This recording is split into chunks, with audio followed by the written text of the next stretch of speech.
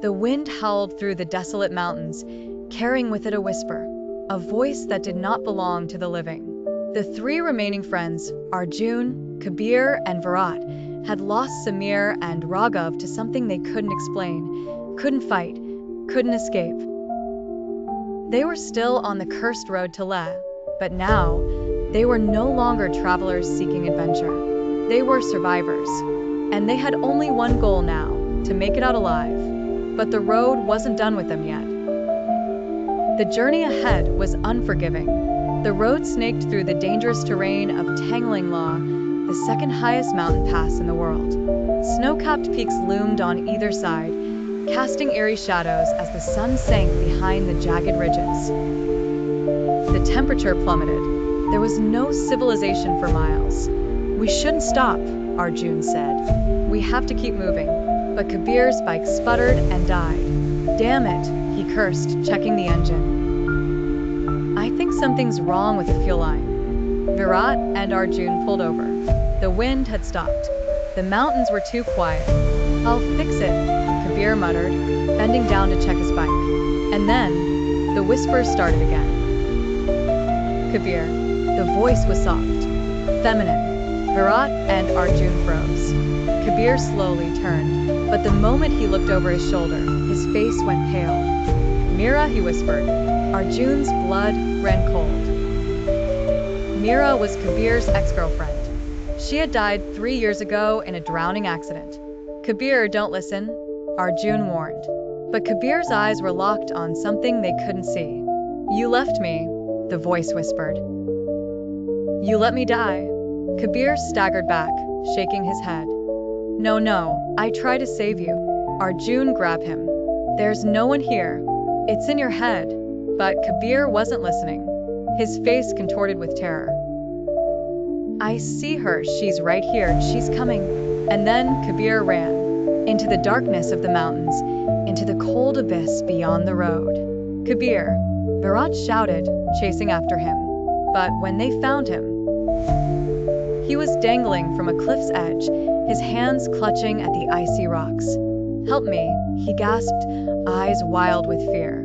They reached for him, but his fingers snapped, and Kabir fell. The sound of his body hitting the rocks below echoed.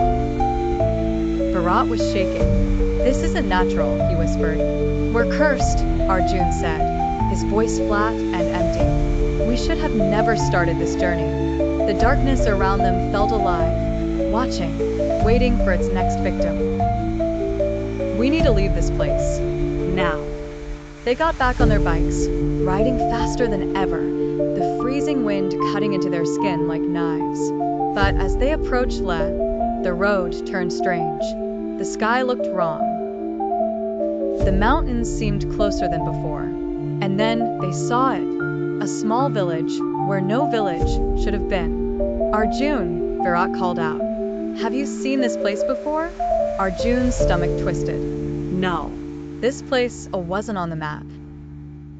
But there were people standing there, watching them with unblinking eyes. One of them, a woman in a red shawl, raised her hand and pointed. "Come inside," she whispered. The bikes sputtered and stopped, and the air went completely silent. Arjun and Virat hesitated. "We shouldn't go in," Arjun muttered. But they had no choice. The cold was unbearable, and their bikes wouldn't start. They stepped into the village, where the houses were ancient, the walls cracked with time. The people looked pale, hollow, their eyes too deep, too dark. "Something is wrong," Virat whispered. Then the woman in red spoke. "You should not have disturbed the lake." Arjun's blood froze. "What did you say?" The woman's face changed, morphing into something grotesque, her mouth stretching too wide, her eyes black voids. "You called the dead back," she hissed. Suddenly, the villagers started moving, but not like humans.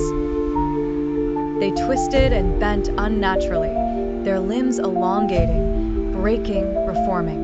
The air turned thick, pressing down on them. "Run!" Arjun grabbed Virat. They bolted toward their bikes, ignoring the whispers, ignoring the hands reaching for them. Virat was faster. He got to his bike first, but before Arjun could reach his, something grabbed his ankle. He screamed.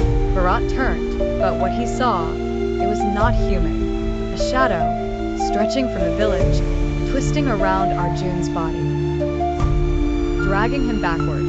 Virat, don't let it take me. Virat lunged, grabbing Arjun's arm, pulling with all his strength.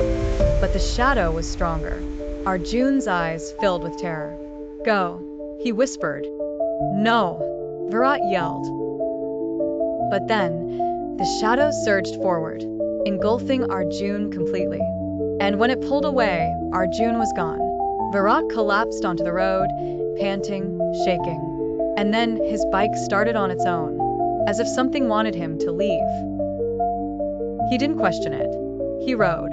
Virat reached Leh by sunrise. But he was not the same man who had left Delhi. The locals found him trembling, muttering strange things. They took them, he whispered. They took them all. The police searched for his friends. They found nothing. No bodies. No evidence that they had ever existed.